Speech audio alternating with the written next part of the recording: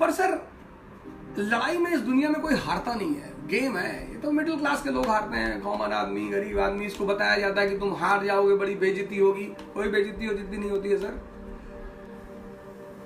ना खेलना बेइज्जती है सर। मिडिल क्लास को तो खड़े होकर हम मेरे फादर पोस्ट मास्टर थे सर। मैं एक आम घर से आता हूँ, गोंडा जैसे शहर में पला बड़ा। हम एक पोस्ट ऑफिस कॉलोनी के मकान में रहते थे।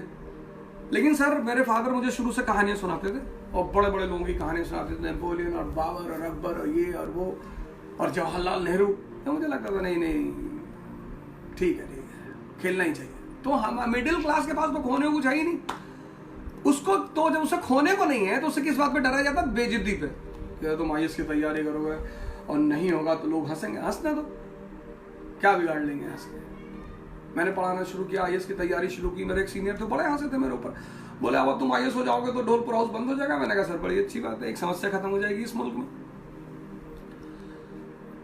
मेरे सीनियर थे, बोले यार तुम जो है तुम आईएएस बनोगे। हमने कहा नहीं बन पाए तो प्रधानमंत्री बन जाएंगे। बोले यार बोलते बहुत ज्यादा हो। मैंने कहा सर सुन भी लिया करो कभी कभी। तो बड़ा हंसे लोग, ऐसा नहीं है, आप पर भी हंसेंगे, सब पर हंसते हैं सर। और अगर आपकी बातों पे लोग नहीं हंसते तो आपकी बातों में दम नहीं है सर। हंसना ही चाहिए सर। मिडिल क्लास को डरना नहीं चाहिए, डरना। और ये एरिस्टोक्रेसी की चाल है सर। ये आपको डराना चाहते हैं बेसिकली, जैसे कोरोना से डरा दिया आपको। ठीक है सर, खतरा है, मैं भी मानता हूं, प्रिकॉशन लेना है, सब कुछ है, लेकिन डरने से क्या होने जा रहा है सर?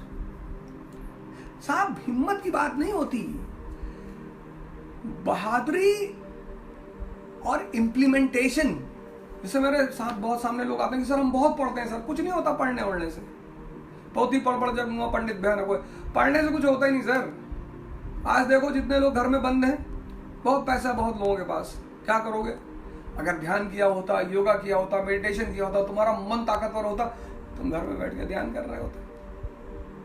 तुम वो चीज कमाओ जो तुम्हारी बुरी परिस्थिति में काम आए।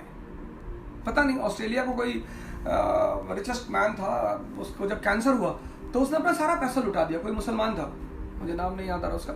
उसने अपना सारा पैसा बांट दिया। कहा ये पैसा मेरी जान ही नहीं बचा सकता, मैं इस पैसे को लेकर करूंगा क्या? आप वो कमाए, वो।